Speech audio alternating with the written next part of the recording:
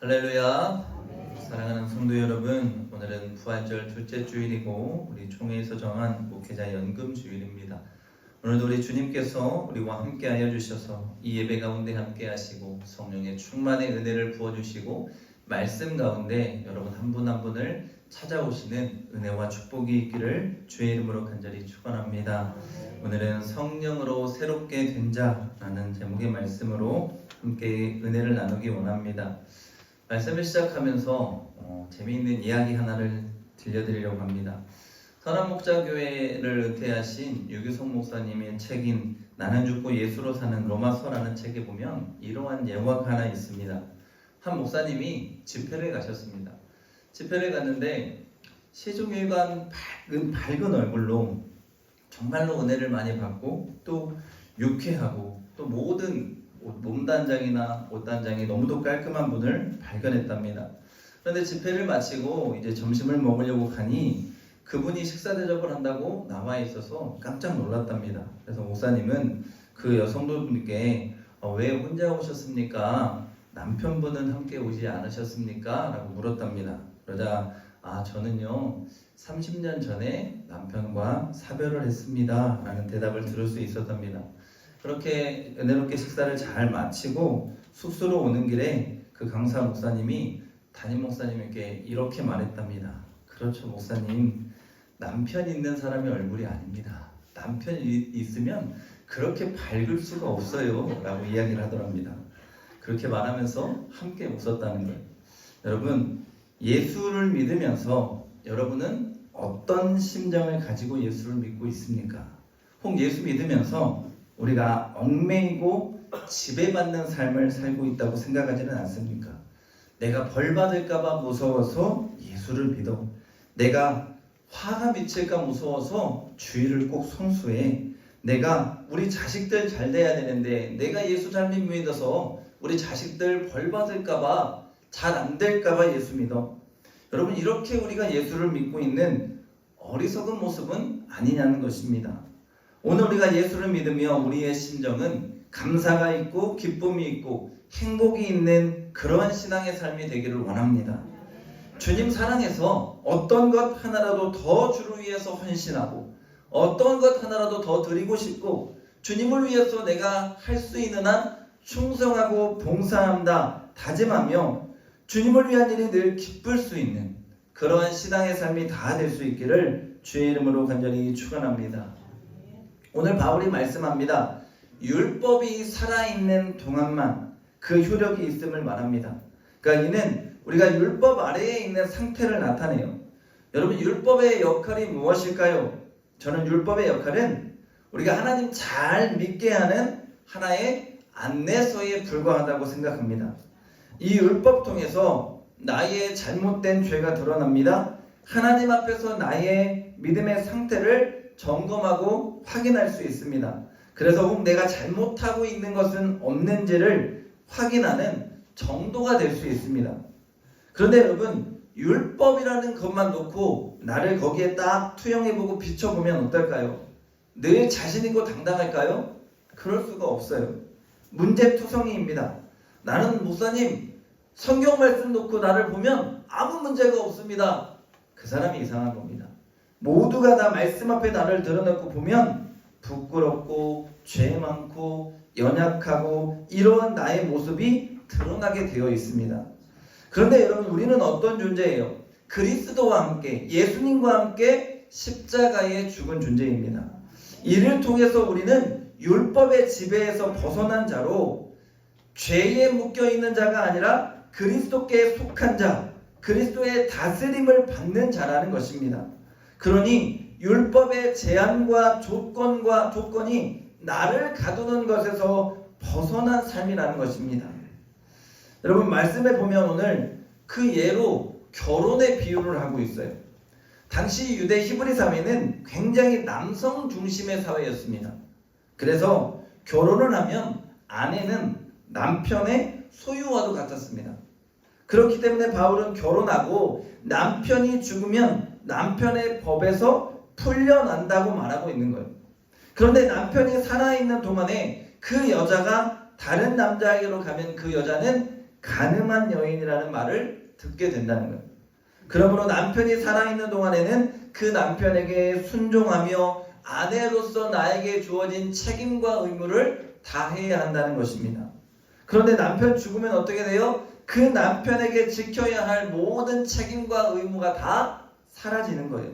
그러니 다른 남자에게로 간다 해도 간음죄가 적용되지 않는다는 말이에요. 여러분, 이걸 마찬가지예요. 우리가 예수 그리스도로 말미암아 율법에 대해서, 죄에 대해서 우리는 죽었습니다. 그래서 모든 죄에서 해방을 받았습니다. 자유함을 얻었습니다. 그리고 우리는 이제 율법에 얽매이고 복종하는 삶에서 나의 구원자인 예수 그리스도께 복종하는 삶이 되었습니다. 그렇기 때문에 우리는 예수님과 함께 예수님이 원하시는 삶, 예수 안에서 자유롭게 새롭게 된 자로 거듭났다는 것입니다. 그런데 여러분, 그러면 목사님, 예수님하고 함께 사니까, 예수께 속해 있으니까 이제 하나님 주신 말씀과 법은 아무 필요가 없습니까? 그렇지 않다는 거예요. 율법을 무시하고 마치 율법이 없는 것처럼 살아가라는 말이 아니에요. 앞에서 말씀드린 것처럼 율법 통해서 우리는 나의 죄가 뭔지를 발견하고 내가 무엇을 잘못하고 있는지를 깨닫는 것이고, 그럼에도 불구하고 그것에 얽매여서 벌벌 떠는 것이 아니라 예수님이 나의 모든 죄는 용서해 주셨기 때문에 그 율법에는 자유한 자가 되라는 거예요. 율법은 나에게 하나님 뜻이 뭔지를 알려줍니다. 율법을 통해서 하나님이 나에게 왜 이러한 말씀을 주실까, 왜 이러한 법을 주실까를 알게 해요. 그래서 율법을 통해서 내가 어떻게 이 땅에서 주의 법을 행하면서 지키면서 살아가야 하는지를 알게 된다는 거예요. 그러나 그 율법에 얽매여서 나의 부족함과 연약함, 나의 죄됨을 보고 나의 실패와 좌절과 절망을 노래하는 자가 되면 안 된다는 것입니다. 우리는 예수 그리스도로 말미암아 온전한 자유를 누리기에 오늘도 그분에 속하여 그분과 함께 이 땅을 살아가는 참된 그리스도인이 되어야 할 줄로 믿습니다. 그리고 이제는 율법의 종이 아니라 성령의 지배를 받는 자가 되라는 것입니다. 오늘 성령이 주시는 새로운 정신으로 하나님을 섬긴다라고 바울이 고백하는 거예요. 여러분, 바리새인과 예수님의 삶을 우리가 한번 생각해 보기 원합니다. 바리새인들은 어땠습니까? 자신들이 율법을 잘 지킵니다. 율법에 얽매여서 그 율법 아래 자신들의 삶을 올가매고 그렇게 살아가지 못하는 자들을 율법으로 정죄했습니다. 늘 그 율법을 지키는 자신들은 의로운 자로, 그리고 율법을 지키지 못하는 많은 사람들을, 그 민중들을 정죄하며 그들 위에 군림하려고 했습니다. 그들은 삶의 환경과 형편 이런 것들은 전혀 신경 쓰지 않고 오직 말씀 지키는 자신들을 의롭기 때문에 그 의로움으로 다른 이를 판단하고 정죄하며 율법 위에 왕노릇하는 자로 살아가려고 했습니다. 이것이 전형적으로 율법에 지배당하는 자의 모습입니다. 그럼 우리 예수님은 어떻습니까? 예수님은 바리새인들과 싸우면서 세리와 죄인들과 병자들의 친구가 되어주셨습니다. 그들을 친히 찾아가셔서 그들을 먹이시고 입히시고 살리시며 그들과 함께 하셨습니다. 왜 그렇게 하셨습니까? 예수님은 율법을 몰라서 그랬을까요? 아니에요. 그는 성령의 힘과 능력을 통해서 그들을 살리는 자로, 변화시키는 자로, 그들을 구원하는 자로, 그들을 사랑하는 자로의 역할을 감당하셨습니다. 율법이 먼저가 아니고 사람이 먼저라는 거예요. 율법이 먼저가 아니고 예수 그리스도의 은혜로 구원받는 게 먼저라는 거예요. 율법이 먼저가 아니고 하나님의 나라를 가는 것이 먼저라는 거예요. 이것이 바로 성령으로 새롭게 된 자의 모습이라는 것입니다. 예를 한번 들어볼까요? 여러분, 가늠한 여인의 이야기를 우리는 잘 알고 있습니다. 여러분, 만약에 가늠한 여인을 발견했어요. 그럼 바리새인들은 어떻게 했을 것 같습니까? 율법대로라면 저 여인을 돌로 쳐서 죽이라는 거예요. 그것이 율법의 조문입니다. 그런데 우리 예수님은 어떻게 하셨습니까? 누구든지 죄 없는 자가 이 여인을 돌로 치라고 했습니다. 예수님이 몰라서, 율법을 몰라서 이 여인을 용서해 주셨겠습니까? 아니에요. 예수님은 누구보다 율법을 잘 아셨지만 주님은 그 율법보다 더 위인 하나님의 사랑을 아셨습니다. 하나님은 사랑이시라. 하나님이 하신 그 어떤 말씀보다 더 큰 사랑이 하나님이니 하나님이 원하시는 더 큰 뜻을 깨달아 알고 행했다는 것입니다. 이것이 바로 율법의 자유하며 하나님의 뜻을 행하며 살아가는 자의 성령으로 새롭게 된 자의 모습이라는 것입니다. 오늘 우리는 이 땅에서 믿음으로 살면서 사람을 살리는 자가 되어야 합니다. 그 사람을 살리는 자의 시작은 정죄하는 것이 아니라 사랑입니다. 정죄가 아닌 대안의 방법을 찾아가는 것입니다. 어떻게 하면 저 사람 구원할 수 있을까? 저렇게 세상에 취해 살아가는 저 사람을 어떻게 하면 예수 믿고 천국 가게 할 수 있을까? 이 대안을 찾아내는 것이 오늘 성령으로 거듭난 우리의 삶이라는 거예요. 만남교회를 섬기는 김병삼 목사님이 계셔요. 그 목사님이 교회 안에 흡연실을 만들어 놨습니다. 그러니까 이 본당 안에는 아니고 교회 주변에 흡연실을 만들어 놓은 거예요. 여러분, 우리의 몸은 거룩한 성전이라고 했습니다. 우리의 몸이 거룩해야 되는데 그 거룩함을 지키지 못하는 자는 교회에 발을 들여 놓을 수 없는 것일까? 아니요. 많은 한국교회가요, 그리스도인들이 이 율법에 얽매여서 어떻게 예수 믿으면서 술을 마셔, 어떻게 예수 믿으면서 담배 펴, 이러한 율법에 얽매인 생각 때문에 예수님께로 나와야 하는 수많은 사람들의 발걸음을 막았습니다. 교회의 담을 높여버린 거예요. 만남교회 김병삼 목사님은 그 길 열자는 거예요. 담배를 피우지 말자가 아니라 담배 피우는 분도 교회 와서 은혜 받고 성령 충만하면 새롭게 변화되어서 담배가 아니라 그보다 더한 것도 끊을 수 있다는 거예요. 또 이 목사님이 한 게 뭐냐면 토요 예배를 부활시켰어요. 많은 자들은 주일에 교회 가야지 무슨 토요일에 교회를 가냐고 손가락질을 합니다. 그런데 목사님이 말씀해요. 자영업자들, 주일에 교회를 오고 싶어도 올 수 없는 자들, 그들 위해서 토요일에라도 예배를 드릴 수 있도록 교회 와서 예배 드리고 하나님 믿고 섬길 수 있는 그들의 신앙을 지킬 수 있는 길을 열어주자는 거예요. 율법에 의하면 아니 우리 정통 기독교 교리로 따지면 안 맞습니다. 그런데 그들의 영혼을 사랑하니까 어떻게든 한 번이라도 더 주님을 향해 나오게 하고자 하는 거예요. 또 만나교회는 대형교회예요. 10,000명 이상 모이는 큰 교회니 성도들에게 토요일에 와서 은혜 받으세요. 토요일에 와서 예배 드리세요. 토요일에 와서 말씀으로 깨달으세요. 그리고는 주일에는 개척교회 가세요. 작은 교회 가세요. 그 교회 가서 섬기시고 그 교회 가서 봉사하세요. 하나님의 도구로 사용받으세요. 여러분, 이러한 것들은 한국교회에 많은 반향을 일으켰어요. 분명한 것은 저는 예수님이라면 어떻게 하셨을까? 이러한 우리의 상황과 형편 가운데 예수님 어떻게 하셨을까? 이 물음 앞에 저는 이 문제는 쉽게 풀어줄 수 있는 문제라고 믿습니다. 성령으로 새롭게 된 우리가 율법의 얽매인 자가 아니라 자유한 자 되어서 한 명의 영혼이라도 사랑하는 예수님 마음으로 돌아가면 이러한 모든 문제의 벽은 뛰어넘을 수 있는 은혜가 있게 될 줄로 믿습니다. 사랑하는 여러분, 율법에 얽매여서 그 율법에 조정을 당하는 자가 되지 마십시오. 여러분은 예수 그리스도의 종입니다.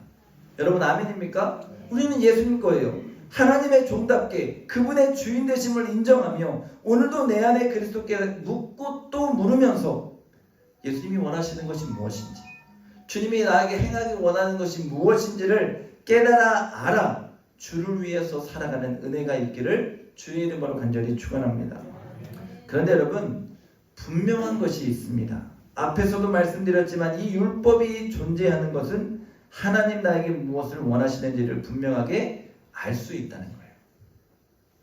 저희 아들이요, 작년에 전북교육청을 통해서 싱가포르라는 나라에 다녀왔습니다. 근데 싱가포르를 가는데 사전 모임을 하는 거예요. 아이들 모아놓고 사전 모임을 하면서 계속 교육을 시키면서 공지하는 거예요. 얘들아, 싱가포르라는 나라는 이런 나라고 싱가포르에 가면 이런 거는 하면은 안 돼. 예를 들어서 껌을 씹어도 안 되고 함부로 쓰레기 버리면 큰일 나고 절대로 공공 와이파이도 함부로 사용해서는 안 돼. 이러한 공지를 해주는 거예요. 근데 여러분, 이 법을 통해서 알게 되는 건 뭐예요? 해도 되는 것과 하지 말아야 되는 것을 알아요. 만약 이 법을 알지 못하고 그 나라에 가서 어떠한 행동을 했으면 어떻게 돼요? 그에 대한 책임과 처벌이 따라요. 마찬가지예요, 여러분. 우리가 율법을 통해서 하나님 안에서 해도 되는 일과 하지 말아야 하는 일들을 분명하게 구분할 수 있는 거예요. 그런데 여러분, 여기서 한 걸음 더 나아가서 우리가 생각해 봅시다. 억지로와 자유함으로 사랑해서 하는 일과 어쩔 수 없어 하는 일은 너무도 판이하게 다르다는 거예요. 부모가 아이에게 공부하라고 했습니다. 야, 공부해야지. 엄마한테 혼나니까 성적 안 나오면 또 혼날까봐 학원에 쫓겨가고 공부하는 그 아이 한번 생각해 보십시오. 이 아이가 공부하는 거 재밌을까요? 재미없어요. 엄마한테 혼날까봐 성적 안 나오면 또 학원으로 또 쫓기고 또 더 많이 공부하라고 할까봐 어쩔 수 없이 공부하는 거예요. 저희 큰아이가요, 이제 중학교 2학년인데 처음으로 학교에서 이제 시험이라는 거 본대요. 중학교 1학년 때 시험을 안 보고 이제 2학년 때 시험을 본대요. 요즘에 보면 제법 공부를 열심히 해요. 그래서 열심히 왜 하냐 했더니 첫 시험인데 1등 해야지 그러더라고요. 그러니까 당연히 열심히 할까요, 안 할까요? 열심히 해요. 제가 너한테 1등 하라는 말도 안 했고요, 시험 잘 보라는 말도 안 했어요. 근데 지 스스로가 열심히 노력을 하고 있는 거예요. 그러니 당연히 엄마 아빠는 뭐요? 칭찬하죠. 아이고, 우리 아들 공부하네, 잘하네, 열심히 하네, 잘 될 거야. 그럼 본인도 어때요? 뿌듯해요. 저는 이렇게 율법을 생각하고 싶습니다. 하나님은 우리 아버지 되십니다. 우리는 그분의 자녀예요. 우리는 예수님의 자녀입니다. 그래서 그분이 원하시고 뜻하는 바가 무엇인지 하나님의 율법의 말씀을 통해 알게 됩니다. 그런데 혼날까봐 무서워서 어쩔 수 없이 이 율법을 지킨다면 어떨까요? 매일매일 엄마 잔소리 들으면서 야단 맞으면서 공부하는 학생과 같아요. 행복하지 않습니다. 늘 그 율법에 신경 쓰이고 짜증날 거예요. 그리고 매번 그거에 쫓겨 살아가요. 그리고 늘 불안해요. 아, 내가 오늘 뭐 못 지킨 거 없나? 아, 내가 뭐 실수로 잘못한 거 없나? 이런 생각을 하게 된다는 거예요. 그러니 절대로 이 땅에서 신앙생활하면 행복할 수가 없다는 거예요. 그런데 여러분, 하나님을 사랑해요. 예수님을 사랑해요. 그래서 어떻게 하면 우리 하나님 아버지를 기쁘시게 할까? 어떻게 하면 우리 예수님을 기쁘게 할까? 이 생각과 이 고민이 내 마음속과 내 머릿속에 가득해요. 그래서 어떻게 하면 그분이 원하시는 삶을 내가 온전히 살아낼까를 생각하면서 노력합니다. 여러분, 이 그리스도인은 어때요? 스스로 공부하며 성취하는 학생과 같아요. 그러니 그런 사람은 율법이 아니라 예수가 나를 사로잡은 거예요. 그러니 그 예수로 인해서 행복하고 예수님을 위해서 뭐라고 하고 싶고 예수님 기뻐하는 일을 위해서는 무엇이라도 행하겠다라는 다짐이 있는 거예요. 당연히 그 사람은 이 땅에서 죄의 종로로 타지 않고 살 수 있는 거예요. 오늘 이러한 삶이 저와 여러분의 삶이 되기를 원합니다. 오늘 예수 믿으면 우리는 이 모든 무거운 율법의 짐을 예수님께 다 내려놓는 거예요. 오늘 예수님이 말씀하시잖아요. 수고하고 무거운 짐진 자들아 다 내게로 오라. 내가 너희를 쉬게 하리라 말씀합니다. 어떻게 해요? 주님 안에서 자유할 수 있는 거예요. 내 모든 짐은 다 예수님께 맡기고 주님 안에서 행복한 그리스도인의 삶을 시작하게 된다는 것입니다. 오늘 우리는 옛 자는 죽었습니다. 오늘 우리는 나를 얽매는 종교적인 옥새를 다 풀렸어요. 예수님 안에서. 이제 우리의 마음의 상태가 바뀌었습니다. 성령께서 주시는 새로운 마음으로, 성령께서 주시는 새 힘으로 우리는 새롭게 거듭난 자가 된 것입니다. 사랑하는 여러분, 주님이 주시는 성령은 사람을 변화시키는 힘이 있습니다. 여러분 아멘입니까? 주님이 잡으시던 날 밤에 제자들은 어땠어요? 다 두려워서 떨었어요. 도망갔습니다. 그리고 십자가 앞에 모두가 다 숨었습니다. 그리고 그들이 모여있을 때에 부활한 주님이 그들의 가운데 찾아오셔서 이렇게 말씀하셔요. 요한복음 20장 22절입니다. 이 말씀을 하시고 그들을 향하사 숨을 내쉬며 이르시되 성령을 받아라. 성령은 두려움에 떠는 제자들을 변화시켰습니다. 오순절 마가의 다락방에서 예수님이 약속하셨던 그 성령을 제자들이 받았습니다. 120문도가 받았습니다. 각 사람 위에 급하고 강한 바람 같은 성령의 역사가 한 사람 한 사람 임했습니다. 각자 다른 방언으로 말하면서 그들은 뜨겁게 성령을 체험하고 받았습니다. 그 사건 이후 두려움에 떠는 자가 아니라 담대히 예수 그리스도를 선포하는 자가 되었고, 그들 모두가 하나님의 나라를 위해서 예수 그리스도를 위한 순교자가 되어 주님의 길을 따르는 자가 된 줄로 믿습니다. 이처럼 성령은 사람을 변화시킵니다. 성령의 역사를 통해 완전히 새 사람이 될 수 있다는 거예요. 에스겔 36장 26절 27절 말씀입니다. 또 새 영을 너희 속에 두고 새 마음을 너희에게 주되 너희 육신에서 굳은 마음을 제거하고 부드러운 마음을 줄 것이며 또 내 영을 너희 속에 두어 너희로 내 율례를 행하게 하리니 너희가 내 규례를 지켜 행할지라.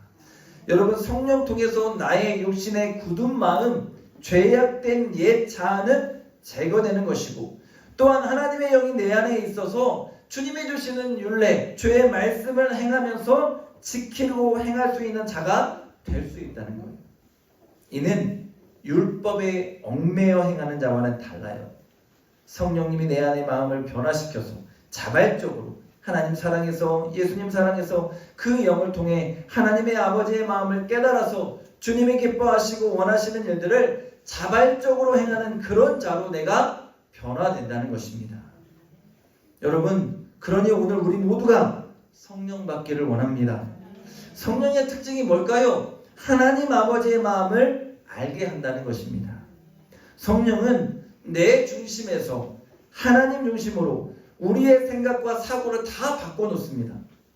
이기적으로 나만 알았어요. 나의 이득과 안위를 위해서 늘 기도하던 나였어요. 그런데 성령을 체험했습니다. 아버지의 마음이 느껴집니다. 이제 내 기도가 달라지는 거예요. 하나님이 원하시는 것을 묻게 되고 하나님의 나라를 위해서 일하게 되고 나의 이득과 안위가 아니라 죽어가는 영혼을 위해서 기도하게 되고 하나님의 몸된 교회를 위해서 충성하게 되고 바뀌는 거예요. 내 중심에서 하나님 중심으로, 내 중심에서 하나님의 나라를 위한 자로 바뀌고 변화되는 것입니다. 여러분, 율법의 얽매인 전형적인 사고를 가졌던 자가 바로 바울입니다. 바울의 이러한 말들은 자신의 체험에서 나온다고 저는 봅니다. 사울이었던 청년 바울이 유대교 신봉자였습니다. 예수는 없다고 믿었고 구약의 율법을 철저하게 지킬 때 그 율법을 벗어나는 모든 것은 다 죄로 여겼어요. 얼마나 혈기를 부리면서 예수 믿는 자들을 신성 모독한다고 잡아들였는지 모릅니다. 이러한 이분법적 구조 아래 완전히 율법의 종로로 타던 자가 바울이에요. 그런데 그런 그가 예수를 만났습니다. 예수를 통해 깨달았습니다. 그리고 그가 변화되었습니다. 그 후에 그의 삶이 어떻게 되었습니까? 완전히 바뀌었습니다. 새로운 존재가 되었습니다. 예수로 죽고 예수로 사는 자가 되었습니다. 목숨 바쳐 주님을 위해 일하는 자가 되었어요. 율법에 얽매여서 유대인들이 이방인들과 식사도 조차 안 하려고 했어요. 유대인들은 자기들이 하나님의 선택받은 민족이라고 이방인들하고는 같이 밥도 안 먹으려고 했어요. 그런데 그 율법을 무너뜨리고 그리스도 안에서 모든 것이 가능케 한 자가 바울입니다. 할례받지 않은 자들이 하나님의 자녀가 될 수 없다고 유대인들이 그렇게 주장할 때에 유대인들의 생각을 깨트리고 그리스도 안에서 모든 자는 하나님의 자녀가 될 수 있다고 주장한 자도 바울입니다. 이것이 바로 성령 받은 자의 삶입니다. 성령을 통해 율법의 얽매인 자가 아니라 율법의 자유한 자, 예수 그리스도께 속한 자, 새로운 자가 되었다는 것입니다. 사랑하는 여러분, 오늘 우리의 삶이 이런 삶이 되기를 원합니다.